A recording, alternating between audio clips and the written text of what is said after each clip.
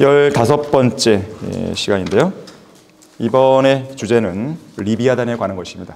붉은 용 리비아단의 정체입니다. 본문은 요한계시록 12장인데요. 우리가 오늘 12장의 일부분을, 앞부분을 조금 다룰 것이고요. 그리고 다음번에는 이제 셀라 페트라와 관련해서 또 다루게 될 것입니다. 교재를 갖고 계신 분은 제2권 72페이지를 보시면 됩니다. 이 시간 이제 주제 구절인데요. 요한계시록 12장 3절에서는 이렇게 말씀합니다. 하늘에 또 다른 이적이 나타났으니 보라, 커다란 붉은 용 한 마리가 있는데 7머리와 10뿔이 있고 그 머리들 위에는 7 왕관이 있더라. 자, 커다란 붉은 용, 바로 리비아단의 정체에 대해서 우리가 오늘 자세하게 공부를 하려고 합니다. 여러분은 리비아단의 정체를 알고 있습니까? 성경에서 리비아단이라는 이름이 모두 5번 언급됩니다. 5번 언급되는데 그 중에서 4번은 붉은 용 사탄에 관한 언급이고 그 중에 한 번은 바로 리비아단의 예표가 될 수 있는 지상 생물에 관한 이야기입니다. 바로 고래에 관한 이야기예요. 자, 우선 욥기 41장 1절에 보게 되면 내가 갈고리로 리비아단을 끌어낼 수 있겠느냐, 또한 끈으로 그의 혀를 맬 수 있겠느냐라고 말씀하고 있습니다. 자, 이것이 이제 리비아단이라는 이름이 등장하는 첫 번째 구절이 되겠습니다. 두 번째는 시편 74편 14절입니다. 주께서는 리비아단의 머리들을 산산조각 내셔서 그를 광야에 거하는 백성들에게 식물로 주었나이다. 여기 지금 리비아단의 머리들 그랬죠. 복수형입니다.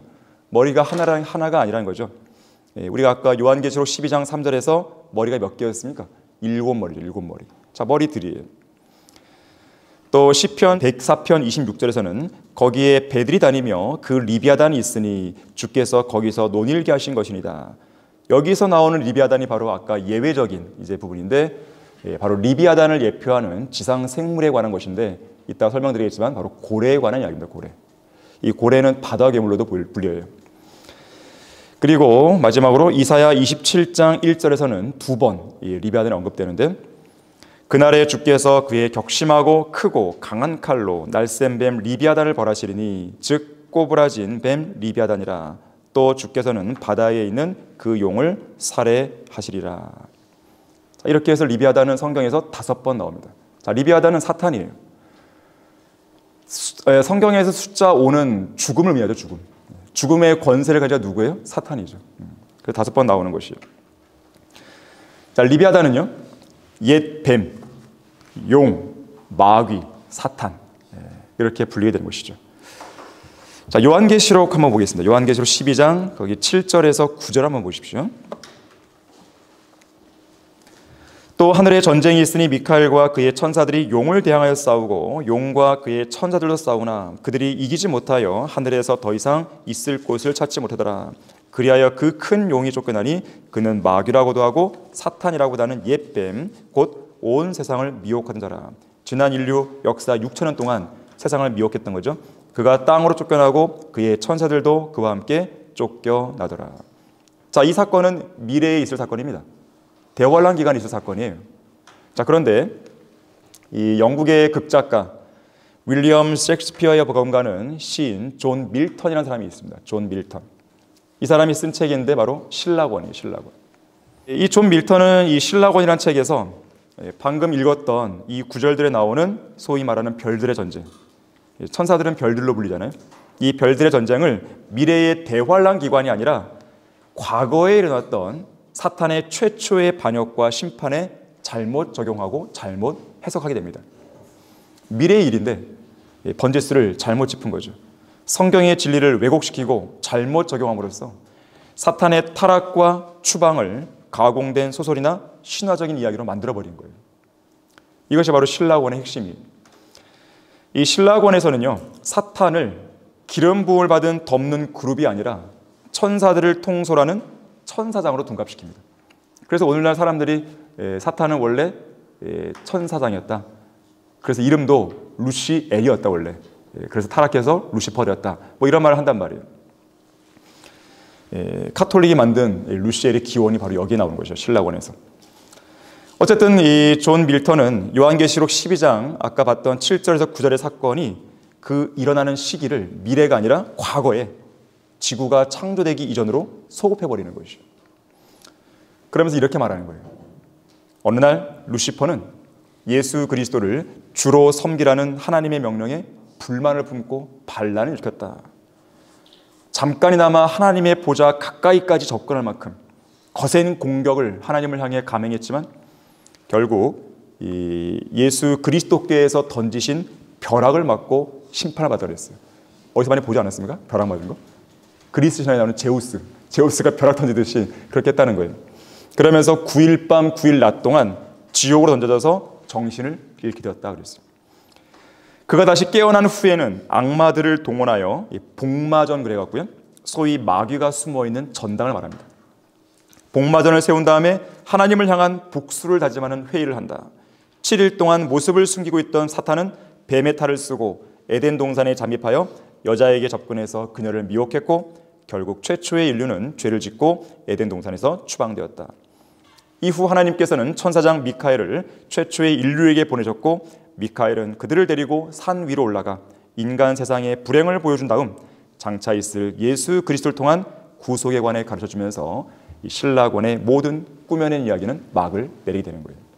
이것이 신라권의 얘기예요. 오늘날 무지한 교회들은 이 존 밀턴의 신라권을 기독교 고전이니 최고의 걸작이니 하면서 찬사를 아끼지 않죠. 하지만 사실 사탄에게 미혹된 존 밀턴은 성경을 제멋대로 왜곡시켰어요. 이 창세기에 나오는 이 역사적 사실들을 무궁무진한 상상력으로 각색시켜갖고 사람들로 하여금 성경은 꾸며낸 이야기구나 이렇게 착각하게 만들어 버린다는 것이죠. 자, 하지만 존 밀턴의 착각과는 반대로 요한계시록 12장은 과거 이야기가 아닙니다. 교회의 휴거 이후 펼쳐질 환란 시대에 처음 지위를 지키지 않고 자신들의 처소를 떠난 타락한 전사들이 사탄과 함께 이 땅으로 쫓겨날 미래 사건인 것이죠. 성경은 사람의 마음에 악한 상상에서 나온 꾸며낸 이야기가 아니고 세상의 기초가 놓인 이래로 실제 진행되어 왔고 앞으로도 실제로 이루어질 역사 책임을 기억해야 됩니다. 또 한 명의 사람을 소개하면요, 영국의 정치 철학자 토마스 홉스라는 사람이에요.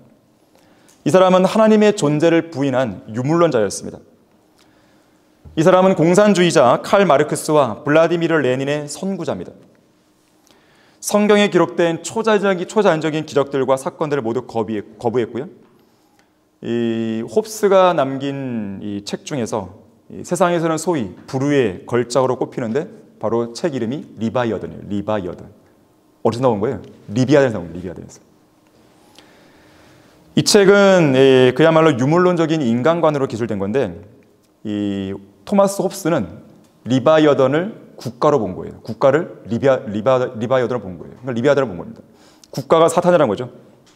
그러니까 이 국민들이 사회 계약설에 따라서 사회적인 합의에 의해 국가를 세웠는데, 정부를 세웠는데 바로 그 국가가 일종의 리비아단 같아서 괴물처럼 국민들을 억압할 수 있다. 이것이 이 리바이어던 책의 핵심이에요. 그러니까 토마스 홉스는 리비아단을 하나의 인격체로 본 게 아닙니다. 어떤 국가, 정부 이런 걸로 본 거예요.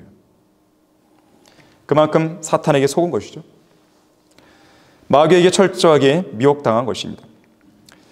이 사탄의 강력한 미혹에 잠식되어 있는 세상은 리비아단의 실체를 올바르게 인식 못합니다.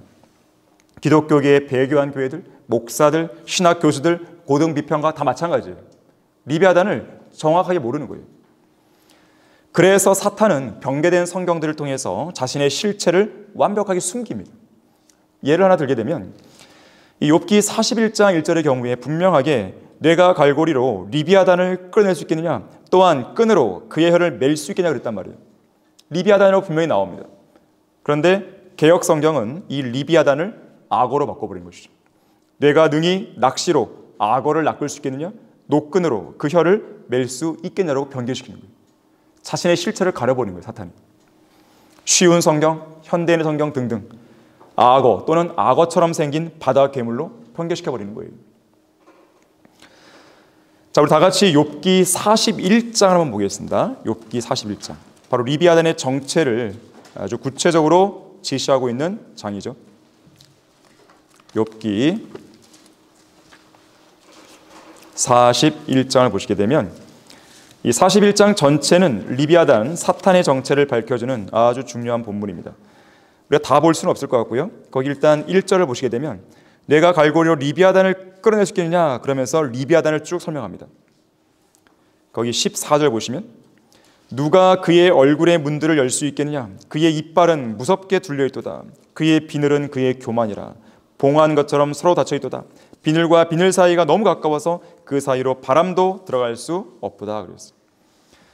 자, 지금 14절에서 리비아단은 얼굴에 문들이 있습니다. 무서운 괴물이에요. 이빨은 무섭게 둘려있어요. 15절과 16절에는 뭐라고 했어요? 그 몸이 아주 특수한 교만의 비늘로 덮였다 그랬습니다. 특히 이 비늘을 보니까 봉한 것처럼 밀폐되어 있어요. 어찌나 촘촘하게 연결되어 있는지 바람이 들어가지 못할 정도입니다. 31절 보시면 그는 기품을 솥같이 끓이며 그는 바다를 향기름 솥같이 만들어다. 자, 여기에 나오는 기품, 바다, 이것은 지구상에서 볼 수 있는 바다가 아닙니다. 바로 저 하늘에 있는 것이죠. 둘째 하늘과 셋째 하늘 사이에 있는 바로 그 기품, 유리바다입니다. 유리바다. 바로 이곳에 리비아단이 살고 있는 겁니다. 그래서 지구상에서는 리비아단을 볼 수 없는 거예요. 이 리비아단은 저 위에 있는 바다에 있는 거예요. 물속에 사는 동물입니다. 일종의 수중동물이죠. 자, 그런데 수중동물인데요. 2절 보세요. 41장 2절. 2절 보니까 뭐가 있어요? 숨을 쉴 수 있는 코가 있습니다. 신기하죠? 20절 보니까 콧구멍이 있어요. 또 2절 보니까요. 턱이 있어요. 턱. 7절에는 가죽도 있습니다. 22절에서는 목도 있어요. 특히 30절 보니까요. 그의 밑에는 뾰족한 돌들이 있으니 그가 진흙 위에 뾰족한 것으로 자국을 내는도다. 자기가 지나간 자리에는 자국을 남기는 습성을 갖고 있습니다. 자, 이상의 묘사들을 종합해 보면 리비아단은 단순한 어류가 아닙니다. 파충류에 속하죠. 파충류. 8절에서 10절도 보세요. 그에게 내 손을 대어보라. 싸움을 상상해보고 다시는 하지 말지니라. 보라, 그에 대한 소망이 헛되니 사람이 그를 보기만 하여도 기가 질리지 아니하겠느냐. 아무리 사나워도 감히 그를 격동실 수가 없으니 누가 내 앞에 설 수 있겠느냐. 리비아단 앞에서도 설 수 없는데 리비아단을 만드시고 다루시고 있는 하나님 앞에 누가 설 수 있겠냐 이거예요. 지금 그 말이죠. 리비아단은 사람들이 보기만 해도 기가 질려버립니다. 그를 격동시킬 자가 아무도 없어요. 아예 싸울 생각하지 말라는 거예요.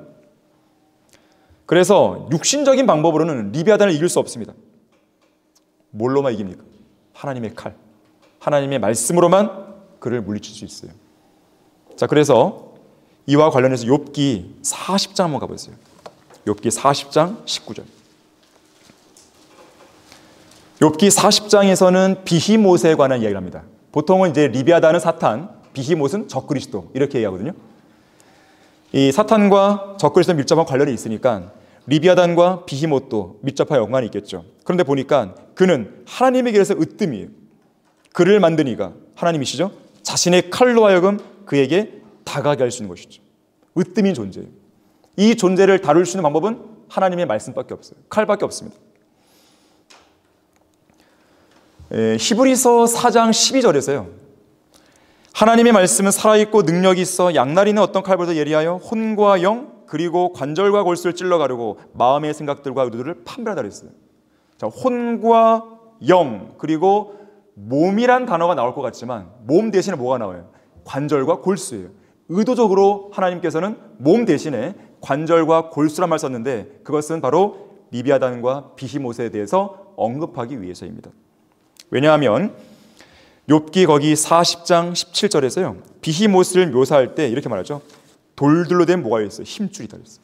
18절에서는 강한 놋조각들 같고 철 빗장들 같은 뼈들이 언급됩니다. 바로 이 리비아단 혹은 비히못의 그런 관절과 골수를 찔러 쪼개고 가르는 것은 하나님의 말씀, 칼밖에 없다는 것이죠. 자, 그 사실을 보여주는 거예요. 또한 리비아단은요. 이 시간 주제 구절인 요한계시록 12장 3절에 보듯이 바로 커다란 붉은 용이라고 했어요. 붉은 용. 아까 우리가 서두에 이제 언급했지만 시편 74편 다시 한번 보겠습니다. 시편 74편 13절, 14절 보시면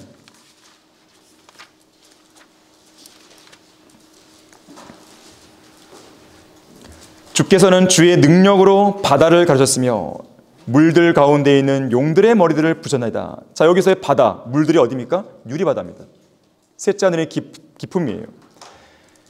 주께서는 리비아단의 머리들을 산산조각 내셔서 그를 광야에 가는 백성들에게 식물로 주셨나이다. 이것이 바로 만나의 출처죠. 리비아단에게는 하나의 머리가 아닌 여러 개의 머리들이 있는 거예요. 사도 요한은 요한계시록 12장 3절에서 그 머리의 수를 7개라고 적시하는 것이죠. 7머리. 이 선지자 이사야는요, 이 리비아단을 용과 뱀으로 제시합니다.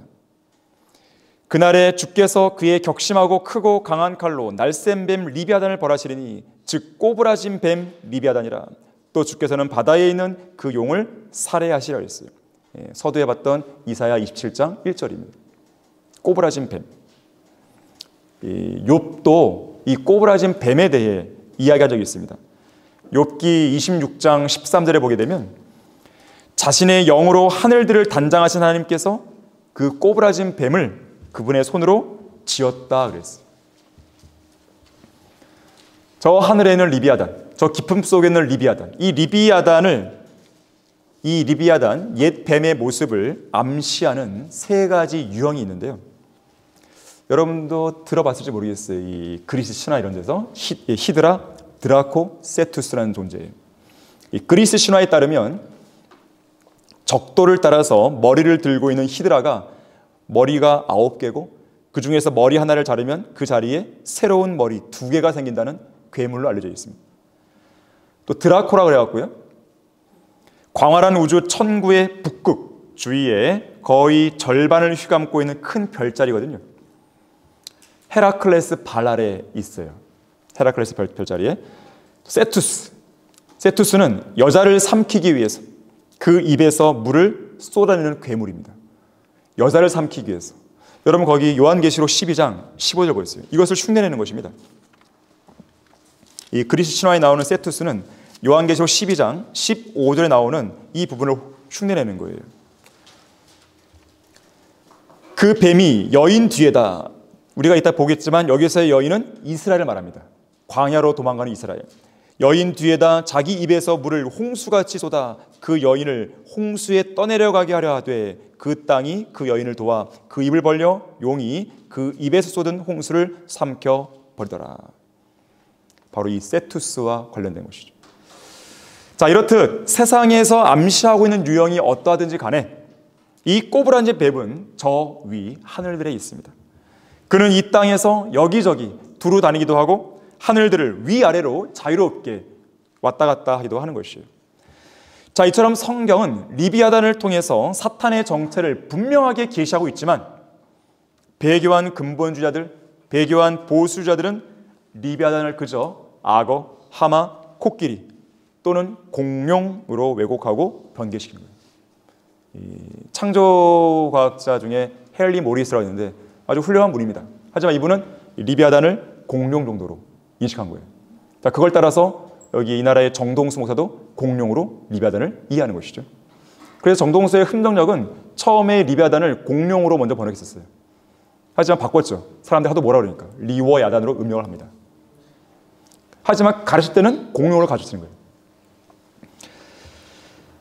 요한계시록 12장 9절에서 아까 읽었는데 그리하여 그 큰 용이 쫓겨나니 그는 마귀라고도 하고 사탄이라고 하는 옛뱀 곧 온 세상을 미혹하던 자라. 그가 땅으로 쫓겨나고 그의 천사들도와 그와 함께 쫓겨나려 그러는데 만약에 여기서 큰 용이 공룡이라면 어떻게 되겠어요 이게? 마귀, 사탄, 옛 뱀으로 정의되는 것을 그들 스스로 고의로 부인하는 것이죠. 용이 공룡이라면 공룡이 사탄이라는 건데 이보다 더 난센스가 어디 있겠습니까? 자, 한편 리비아단의 용례 중에서요 예외 하나가 있습니다. 예외 하나. 이 리비아단이 고래를 의미할 때가 있는 거예요.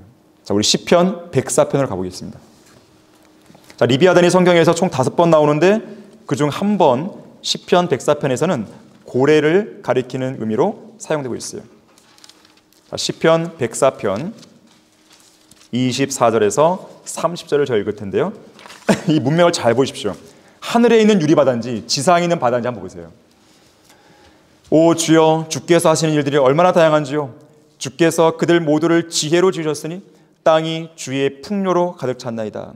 이 크고 넓은 바다가 그러하오며 그 속에 기어다니는 것들, 즉 크고 작은 짐승들은 셀 수가 없나이다. 거기에 배들이 다니며 그 리비아단이 있으니 주께서 거기서 논일게 하신 것이니이다. 이것들이 모두 주를 기다리오니 이는 주께서 때를 따라 그들에게 먹을 것을 주심이니이다. 주께서 그들에게 주시면 그들이 모으고 주께서 주의 손을 펴시면 그들이 좋은 것으로 채워지나이다. 주께서 얼굴을 숨기시면 그들은 곤란해지며 주께서 그들의 숨을 거두하시면 그들이 죽어서 그들의 흙으로 돌아가나이다. 주께서 주의 영을 보내시어 그들이 창조되었으니 주께서 지면을 새롭게 하시나이다. 지상의 바다예요? 하늘의 바다예요? 지상이죠. 이거는 배들이 다니고, 이건 지상이죠 분명히. 그러니까 지구상에 있는 크고 넓은 바다에 지금 동물을 다루고 있는 거예요. 배들도 언급되고, 또한 하나님께서 숨을 거둬가시면 그 배들을 타고 있는 선원들은 말할 것도 없고 바다의 동물들이 어디로 가요? 흙으로 가죠. 흙으로. 지상의 상황입니다. 자, 그래서 여기 지금 26절에서 말씀하는 리비아단은 앞서 언급했던 리비아단과 다른 거죠. 바로 이 땅에 있는 고래를 말합니다. 고래. 물론 그렇다고 해서 성경에 무지한 정동수의 주장처럼 공룡도 아닙니다. 악어도 아닙니다. 하마도 아니에요. 코끼리도 아니에요. 고래예요. 이것은 사탄의 예표로 선택된 한 짐승인 것이죠. 이 땅의 고래. 그래서 성경은 이 고래를 바다 괴물이라고 말합니다. 바다 괴물. 자, 예레미야 애가 4장 3절 보겠습니다. 4장 3절 보시면 바다 괴물 들일지라도 젖을 꺼내 자기 새끼들에게 빨리거늘 내 백성에 따른 광야의 타로들같이 잔인하여졌다. 자, 바다 괴물들이 뭐하고 있습니까? 새끼들에게 젖을 먹이는 것이죠. 그래서 사람들은 고래는 바다에 살지만 포유로 이렇게 분류하잖아요. 이 사람들이. 하지만 그 고래는 어류에 속하는 것이죠. 물고기들과 함께 창조됐기 때문에. 하지만 너무나 독특한 동물이기 때문에 창세기 1장에서 고래라는 이름이 특별하게 나오는 거예요. 성경에서 가장 처음 나오는 동물의 이름이 바로 고래입니다. 물고기들 중에 하나지만, 그 중에서 하나지만 너무나 독특하기 때문에 고래라는 걸로 따로 분류해서 말하는 거예요. 큰 물고기로 불리죠. 어쨌든 이 고래는 바로 이 땅에서 저 하늘에 있는 리비아단을 예표하는 하나의 존재로 여러분들이 이해하시면 되겠습니다. 그래서 사람들은 이 킹제임스 성경을 비판하는 사람들은요, 이 문맥을 전혀 고려하지 않은 채 이 한 구절을 딱 이용해갖고 봐라, 리비아단은 사탄 그런 게 아니라 고래나, 그러니까 악어나 하마다, 이렇게 사람들이 오해하는 것이죠. 하지만 항상 예외 없는 법칙은 없다는 걸 기억하셔야 됩니다. 자, 그러면 리비아단에 관한 이런 올바른 지식을 가진 상태에서 요한계시록 12장 본문을 하나씩 보도록 하겠습니다. 자, 계시록 12장 1절, 2절을 보십시오. 하늘에 큰 이적이 나타났으니 한 여인이 해로 옷 입었고 달은 그녀의 발밑에 있으며 머리에는 12별이 있는 멸관을 썼는데 아이를 뵌 그 여인이 산고로 울부짖으며 출산하려 함으로 아파하더라. 자, 여기에 1절에서 한 여인이 나옵니다. 해로 옷 입고 달을 발밑에 두고 머리에는 12별이 있는 멸관이 있어요. 이 여인은 누구인가? 로마 카톨릭 화가들은요, 이 여인을 마리아로 그립니다. 마리아다 이렇게. 존 칼빈은요, 교회라고 해석합니다. 그래서 오늘날 이 프로테스탄트들은요, 개신교 사람들은 이 여인을 교회라고 해석해 버리는 거예요. 하지만 교회가 아닙니다. 자, 이것을요, 이 여인이 누구인지를 알 수 있는 것은 요셉이 꿨던 두 번째 꿈과 비교해 볼 수 있어요. 연결됩니다. 창세기 37장 9절 10절인데요. 요셉은 두 개의 꿈을 꾸는데 그 중에 두 번째 꿈을 보게 되면 이 여인은 이스라엘임을 단번에 알게 되는 거예요. 아까 계시록에서 해, 달, 별들, 이것에 주목하시면 됩니다. 자, 창세기 37장 9절 10절에서 그가 또 다른 꿈을 꾸고 그의 형들에게 이야기하여 말하기를 보소서, 내가 또 꿈을 꾸었는데 보소서 해와 달과 11개의 별들이 내게 경의를 표하다 하며 그가 그 꿈을 그의 아비와 형제들에게 이야기했더니 그의 아비가 그를 꾸짖어 그에게 말하기를 내가 꾼 이 꿈이 무엇이냐? 나와 내 어미와 내 형제들이 참으로 가서 땅에 엎드려 내게 절하겠느냐 하더라. 자, 여기에 내용을 보게 되면 해는 누구예요? 야곱이죠. 이스라엘을 가리키는 것이죠. 달은 누구예요? 요셉을 낳은 어머니 라헬이겠죠. 11개의 별들은 요셉의 형제들입니다. 여기다가 요셉을 하나 더 붙이면 어떻게 되는 거예요? 12개의 별이 된 거죠. 답은 다 나온 거예요. 야곱과 라헬이 중심이 되고 12개의 별로 합쳐진 존재. 누구겠습니까? 이스라엘이죠, 이스라엘. 자, 그래서 요한계시록 12장 1절에서 말씀하는 해로 옷 입고 달을 발밑에 두고 머리에 12별이 있는 면류관을 쓴 여인은 바로 마리아가 아니라 이스라엘이 되는 거예요. 다시 요한계시록 오셔서요, 이어지는 3절 보시게 되면 하늘에 또 다른 이적이 나타납니다. 여인이 보였고 또 다른 이적이 나타났는데 보라, 커다란 붉은 용 한 마리가 있는데 7머리와 10뿔이 있고 그 머리들 위에는 7 왕관이 있더라. 그런데 그의 꼬리로 하늘의 별 3분의 1, 누굽니까? 천사들이죠. 천사들은 별들로 나타나죠. 하늘의 별 3분의 1을 끌다가 땅에 던지더라. 또 그 용이 그 아이가 태어나자마자 삼키려고 출산하려는 그 여인 앞에 서 있더라. 그녀가 사내 아이를 낳았는데 이 아이는 모든 민족들을 철장으로 다칠 자라. 그녀의 아이가 하나님과 그의 보좌 앞으로 들려 올라가더라. 자, 3절에서 커다란 붉은 용은 앞서 설명한 리비아단인 사탄입니다.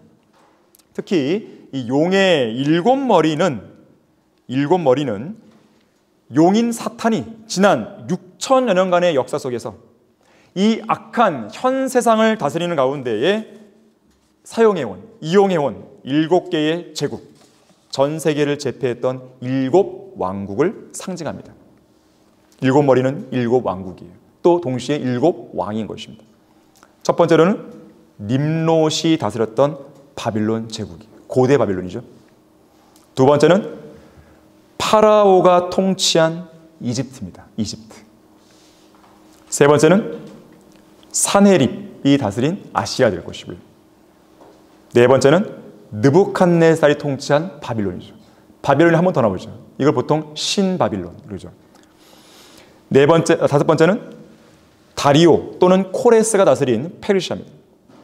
여섯 번째는 알렉산더가 통치한 그리스예요. 성경에서 다른 왕의 이름도 나오지만 알렉산더는 나오진 않지만 우리가 충분히 알 수 있는 부분이에요.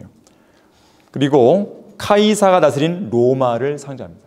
그래서 역사적으로 인류 역사 6천년의 역사를 볼 때에 세계를 제패했던 그 왕국들, 제국들이 이렇게 쭉 흘러나옵니다.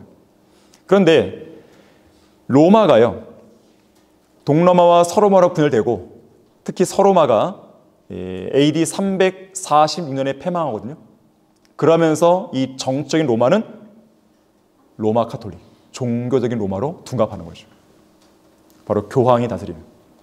그래서 카톨릭이 지금까지 존속해 오고 있고 대환란까지 이어집니다. 대환란 기간에는 이 카톨릭이 적그리스도와 손을 잡는 것이죠. 결국에는. 자, 그래서 악한 현 세상을 마귀인 사탄은 7 나라로 지배해 왔다는 것입니다. 자, 그런가 하면요, 4절에서 용이 그의 꼬리로 하늘의 별 3분의 1을 끌어다가 땅에 던지다 그랬는데 이 별들은 천사들이었습니다. 요한계시록 1장 20절에서 7별을 7 천사로 정의하는 것이 있습니다. 자, 그러니까 대환란 기간에 일부 천사들이 용이라고 불리는 사탄의 편에 서는 거예요. 그리고 그들은 이곳 지구로 내려올 것입니다. 장차 하늘에서 땅으로 내려올 일종의 외계인들이라고 보면 되는 것이죠. 세상 사람들이 말하는 외계인들은 주로 이 땅에서 올라오는 것들입니다. 그들이 봤다고 하는, 그래서 막 기괴한 모양이죠. 기괴한 모양. 이것은 하늘에서 오는 게 아니에요. 세상 사람들이 봤다고 하고 목격했다고 하는 그것은 이 땅 밑에서 올라오는 거예요. 하지만 하늘에서 내려오는 외계인인 것이죠. 바로 이들입니다. 천사들, 외계의 방문자들이에요. 이들에 대해서는 이제 사람들이 잘 모르는 거죠. 자, 그렇다면 여기 이 내용에서 4절과 5절에서 말씀하는 사내 아이, 이 사내 아이는 누구인가? 이 사내 아이에 관해서는 3가지 해석이 가능합니다. 정확하게 우리가 누구다라고 말할 수 없는데 3가지 해석이 가능해요. 우선 역사적으로 보면 예수님을 가리킵니다. 내용을 잘 보게 되면 예수님에 관한 묘사가 두드러집니다. 우선 이 모든 민족을 철장으로 다스릴 자라고 했어요. 예수 그리스도의 천년왕국을 엿볼 수 있죠. 또 5절에 보니까 하나님과 그분의 보좌 앞으로 들려 올라갔죠. 실제로 초림 당시에 예수 그리스도께서는 이 땅에 태어나셨고 죽으시고 부활하시고 승천하셔서 하나님과 그분의 보좌 앞으로 들려 올라갔잖아요. 뿐만 아니라 장차 재림 때는 모든 민족을 철장으로 다스리시죠. 그래서 아무리 봐도 예수 그리스도로 보여지는 것이죠. 만약에 예수 그리스도로 한다면 그럼 예수님은 또 대환란기가 또 태어나시는 것인가? 여기서 이제 문제가 생기는 거죠. 자, 그래서 딱 예수님이라고 말하기가 어려운 거죠. 또 다른 해석은요, 대환란 기간에 유대인 남자 동정들인 14만 4천 명일 가능성도 있다는 거죠. 자, 이와 관련해서는요, 이사야 66장 보겠습니다.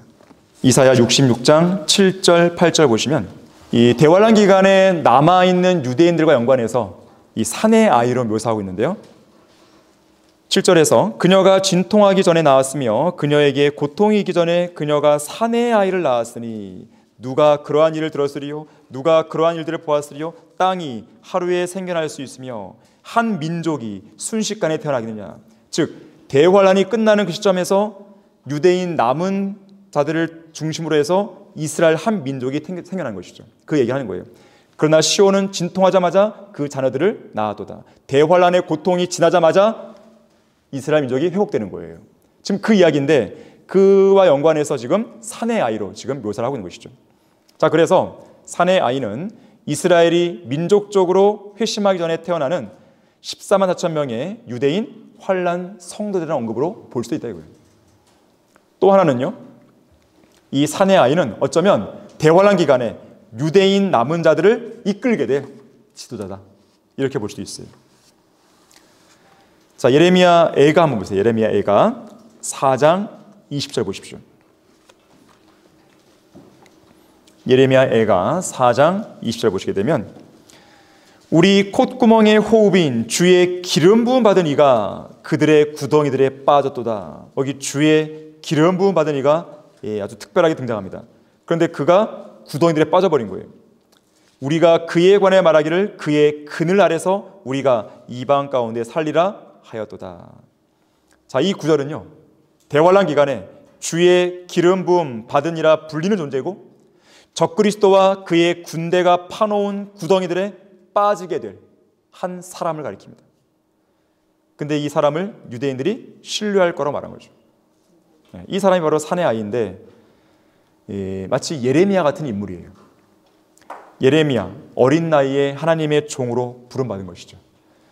예레미야 1장 6절에서 8절을 보게 되면 그때 내가 말씀드리기를 주 하나님이여 보소서 나는 아이라서 말할 수 없나이다 했으나 주께서 내게 말씀하시기를 나는 아이라고 말하지 말라. 이는 너는 내가 너를 보내는 모든 자에 갈 것이며 내가 너에게 무엇을 명령하든지 내가 말할 것임이라. 그들의 얼굴을 무서워 말라. 내가 너와 함께 있어 너를 구해내리라. 주가 말하노라 하시니라.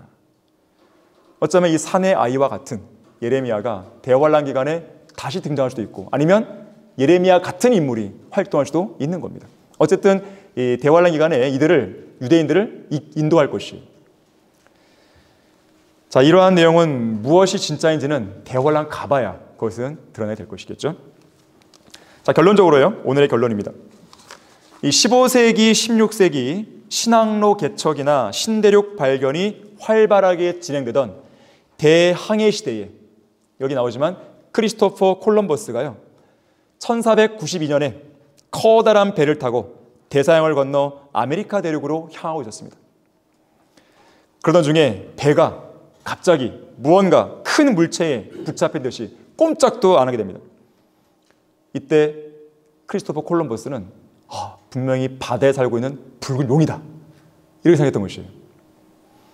그래서 선원들은 겁에 질린 채로 이 갑판 위에서 그 시퍼런 바다를 탁 들여다봤어요.